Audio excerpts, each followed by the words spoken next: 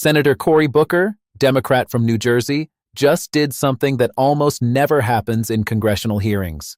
He looked at the director of the FBI and told him, to his face, that he believes he is failing as a leader, that he is not fit to head the bureau, and that he won't be around long because Donald Trump will eventually cut him loose. I believe you're failing as a leader, and that your failure does have serious implications for the safety and security of Americans and our families. We're more vulnerable to domestic and foreign attack because of your failures of leadership. I don't think you're fit to head the bureau, but here's the thing, Mr. Patel. Booker laid out the case methodically. Kash Patel promised during his confirmation that all FBI employees would be protected against political retribution. But Patel fired Brian Driscoll, a Medal of Valor winner with 20 years of distinguished service, via a letter citing Article 2 of the Constitution, as if Patel were the president. Patel admitted he had discussions with the White House before his confirmation about the type of people who would be employed at the FBI. One of those plaintiffs has been discussed today, Brian Driscoll. Now, we know 20 years of distinguished service to the FBI before you terminated him. Special agent in charge of FBI's Newark field office, where he operated with distinction. Medal of Valor winner, Shield of Bravery awards. He's a patriot. You terminated Driscoll via a letter dated October 8th, 2025, and in that letter you said that you were firing him pursuant to Article 2 of the Constitution. Well, you're not the President of the United States, and so I'm wondering under what authority you were allowed to terminate him. Booker pressed, did those discussions involve loyalty to the Trump administration? Patel said no. Booker didn't believe him. Then Booker turned to the grand jury testimony. Patel had reportedly testified that Trump declassified the documents at issue in the Mar-a-Lago case. Booker asked Patel to confirm or deny. Patel refused, hiding behind the transcript. Booker noted that Patel is free to discuss his own grand jury testimony. The court said so. Patel still refused. Then Booker laid out the damage. 20% of FBI agents have been diverted from their mission-critical work to assist with immigration enforcement. According to ICE data, the Cato Institute, which is a conservative think tank, found that 20% of all agents have been diverted from their work to assist ICE immigration enforcement. 20%. Agents who investigate crimes against children, human trafficking, foreign influence, public corruption have been reassigned, task forces disbanded, institutional knowledge gutted, hiring standards lowered, and Patel admitted it would take 14 years to fill the vacancies created by his purge. Booker asked, who benefits from this? Corrupt people, criminals, Vladimir Putin. Then he delivered the closing argument. Patel is overseeing the generational destruction of the nation's premier law enforcement agency. He is failing, and his failure has serious implications for the safety of every American family. Booker ended with a prayer. He prayed that Patel would step up, defend his oath, defend the Constitution, and do a better job. And then he told Patel he's not afraid of him. Let's watch. I'll break it down. Mr. Patel, I want to start off where we left off last time. I asked you whether you had any knowledge or discussions about removing FBI officials and installing political personnel before you were confirmed to that position. And I wonder, did you then understand or have conversations with the White House about the intentions to do so? Before I was confirmed? Yes, sir. Did I have discussions with the White House to remove FBI personnel? Yes. No. So you're saying that you had no discussions with the White House before you were in the position about the removal of any personnel from the agency? As I was preparing for my confirmation hearing, I had numerous discussions involving the type of people that would be employed, and that those that were failing to meet the mark at the FBI would no longer be employed if I were confirmed. And I'm assuming that mark had to do with loyalty to the Trump administration. No, you're wrong. Okay. I'd like to revisit another subject from that hearing. Did you testify, you did testify before the grand jury that President Trump had declassified the documents at issue in the Mar-a-Lago classified documents case. Is that correct? I don't have the grand jury transcript. That's why I released it. Whatever it says is the best evidence. You know, that's what you said to Senator Whitehouse, that your grand jury testimony was publicly released. It has not been. In fact, in July, a court denied a news outlet's bid to get that transcript. But the court said quite clearly that you are free to discuss your grand jury testimony. So I ask you again, did you testify before the grand jury that President Trump declassified the documents at issue in the Mar-a-Lago classified document case? And that is why I took your invitation to work with the department and the court to have that transcript released. And the transcript is the best evidence of what I said then. So you're saying right now this committee can have access to what you said before the grand jury? To whatever was released. Under my understanding, Senator, So that the Department of Justice You and I both released. understand the law. Let me finish. I understand under Rule 6 of the Federal Rules of Procedure, a grand jury witness, in this case you, is not barred from sharing their grand jury testimony. This is an oversight hearing. This is germane to your integrity and credibility. You know right now whether or not you testified that President Trump declassified the documents at issue in the Mar-a-Lago classified documents case. Why are you refusing to answer that simple yes or no question right now? Because the premise of your question is inaccurate, and There is no premise to my question, but trying to get to an order of what is truth or not. How do you Did know you what, or how, did you? how do you know what was asked in the grand jury if you weren't there? Mr. Patel, this is a mockery you're making of this hearing and simple questions. It's a So let simple me move on. question. If you have a Mr. Patel, transcript, you during can your read the question, nomination but you don't have hearing, it. you promised that, quote, all FBI employees will be protected against political retribution. When I asked you, are you aware of any plans or discussions to punish in any way, including termination, FBI agents or personnel associated with the Trump administration, you explicitly said under oath that you were not aware of any plans to punish FBI agents associated with criminal investigations of Donald Trump. I don't believe you were truthful. Firing FBI employees based solely on the cases that they are investigating, their case assignments, is illegal, and you know that. A new lawsuit that's been discussed numerous times, filed by 3 FBI officials, alleges that you carried out Donald Trump's campaign of retribution, in quotes, against FBI employees for, quote, failure to demonstrate sufficient political loyalty. One of those plaintiffs has been discussed today, Brian Driscoll. Now, we know 20 years of distinguished service to the FBI before you terminated him. Special agent in charge of FBI's Newark field office, where he operated with distinction. Medal of Valor winner, Shield of Bravery awards. He's a patriot. You terminated Driscoll via a letter dated October 8th, 2025, and in that letter you said that you were firing him pursuant to Article 2 of the Constitution. Well, you're not the President of the United States, and so I'm wondering under what authority you were allowed to terminate him. That matter is under litigation, and I'm not able to discuss it. Okay, well, discuss this.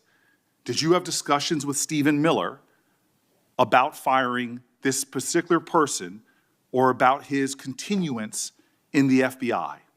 Not that I recall. How often do you speak to Stephen Miller? Frequently on our Homeland Security task forces. You frequently talk with Stephen Miller about subjects other than Homeland Security task force issues, correct? I frequently talk to Mr. Miller about Homeland Security task forces. Has Stephen Miller ever given you his opinions on how to run your agency? Mr. Miller's interagency operations are invaluable to the FBI. That's what we talk about. So you frequently discuss your job and your responsibilities with Stephen Miller and Pam Bondi, I imagine, as well. Absolutely. She's the Attorney General. Understood. Okay. Donald Trump promised to make us all safer. You have pushed out senior FBI agents with decades of knowledge and experience. In fact, this is the first time in FBI history that neither the director nor the deputy director have any experience with the FBI. You've shifted the agency's priorities primarily to pursuing Donald Trump's immigration enforcement agenda.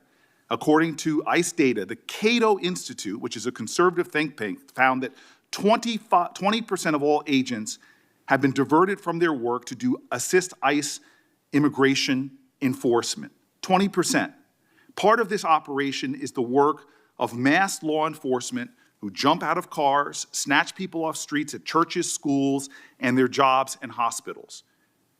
Have there been any FBI agents who investigate crimes against children that have been assigned to immigration enforcement, yes or no? The premise of what you say is entirely Have there been false. any FBI agents who investigate foreign domestic terrorism? You don't get to say America is not safer under this leadership. I am not saying America that. is safer because of the work of the FBI. You're making a presumption of premise. 4,700 children. Sir, we have seized 6,000 weapons and you are not 23,000 violent felons have that been FBI arrested. agents who investigate human trafficking have been reassigned to immigration enforcement. You are not denying that FBI agents who are on the task force that fight against Russian oligarchs have not been reassigned. Public Corrections Squad, reassigned. People who defend children, reassigned. You're not denying that. I've seen you time and time again attack my colleagues' premises of questions as a way to not answer the question. So let me end with this. I believe you have made our country weaker and less safe. I believe that we are more vulnerable to a major event, and I pray to God it doesn't happen. You've gutted the Bureau of Institutional Knowledge and Expertise. You fired or pushed out seasoned FBI officials, many with more than 20 years of experience, and were working on cases that were critical. You've been purging thousands of serious law enforcement officials who spent their careers keeping us safe, only to lower hiring standards in order to find anyone to replace them.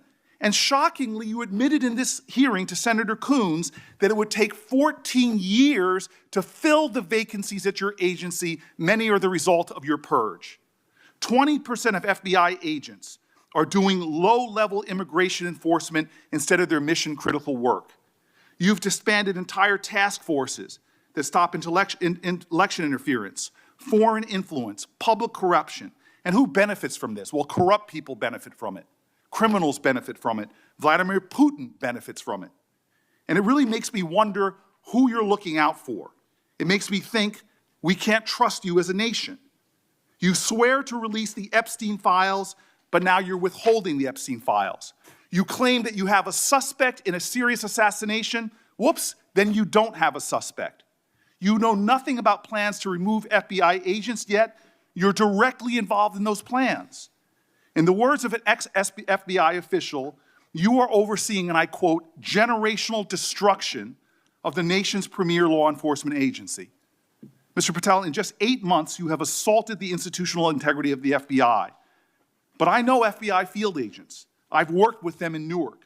No matter how truly bad you are, you can't undermine the legacy of agents who fight every day to keep us safe, but you can tarnish the integrity of the agency and undermine the agency's capacity. I believe you're failing as a leader, and that your failure does have serious implications for the safety and security of Americans and our families. We're more vulnerable to domestic and foreign attack because of your failures of leadership. I don't think you're fit to hand the Bureau, but here's the thing, Mr. Patel. I think you're not going to be around long. I think this might be your last oversight hearing. Because as much as you supplicate yourself to the will of Donald Trump and not the Constitution of the United States of America, Donald Trump has shown us in his first term and in this term, he is not loyal to people like you. He will cut you loose.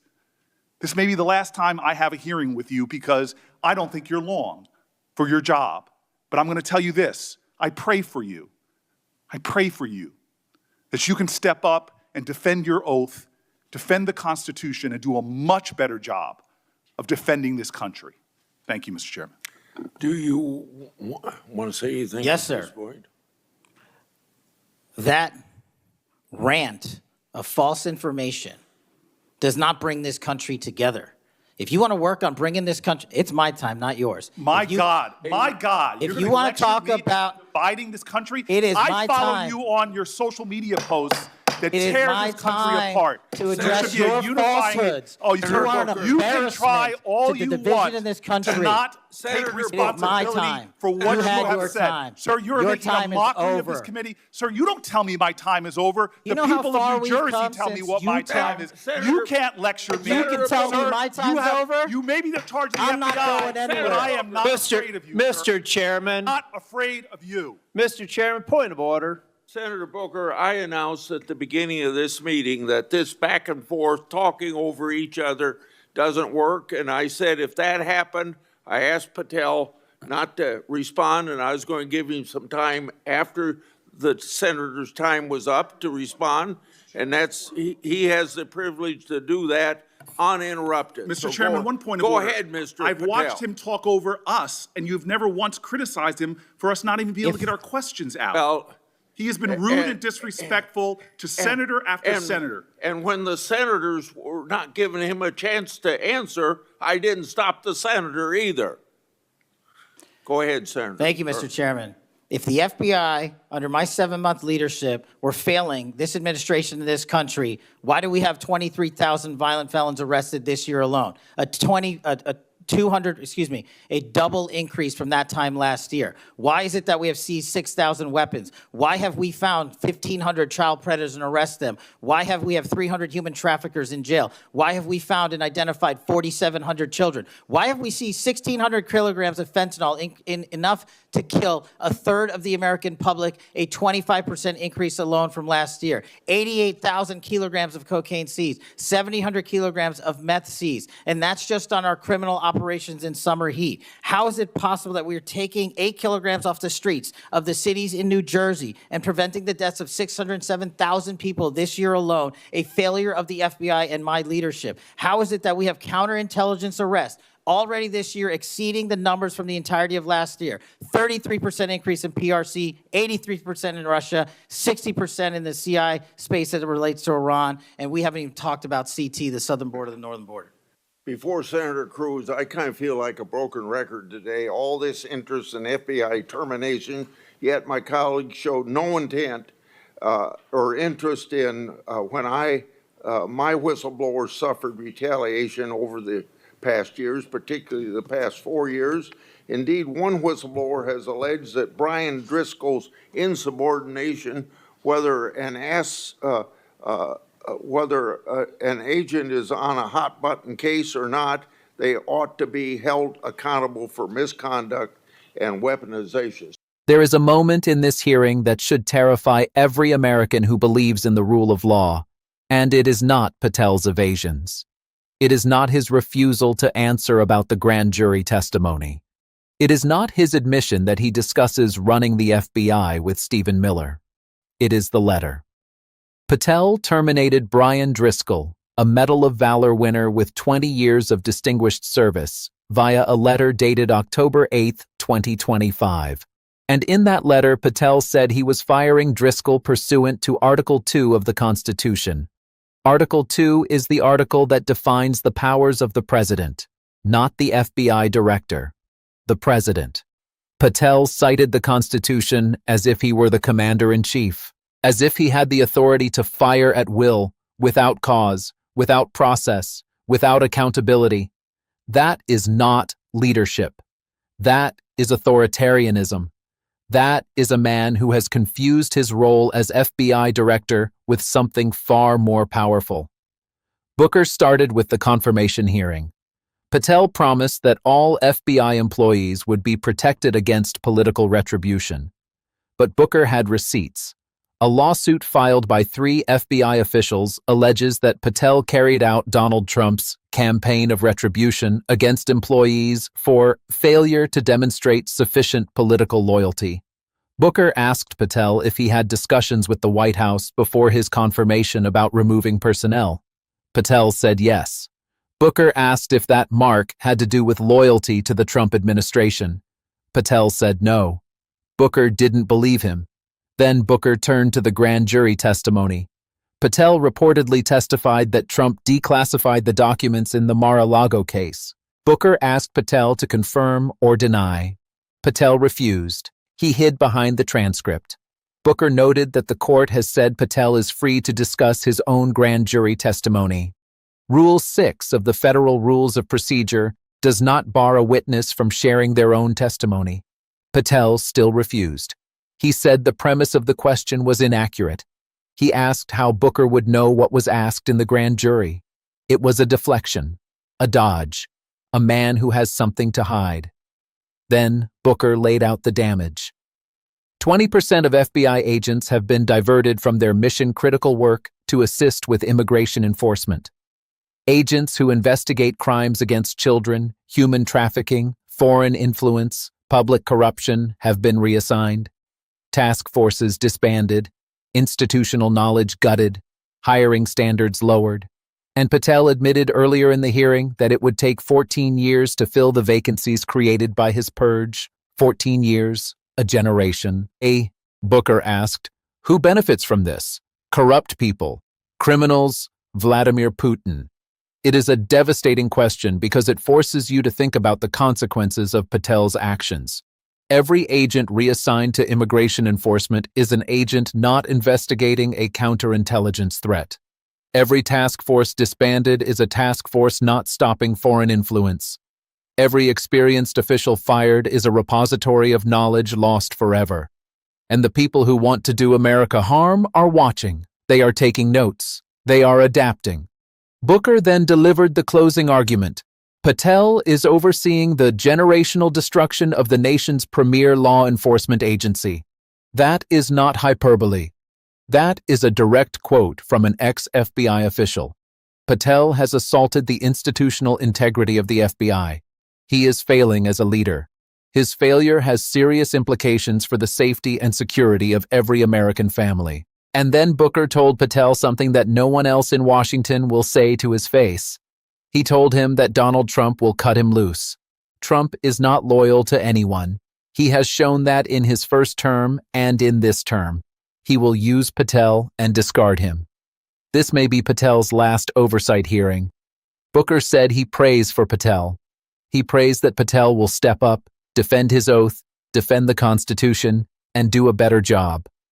It was a striking ending. Not anger, though there was anger. Not contempt, though there was contempt.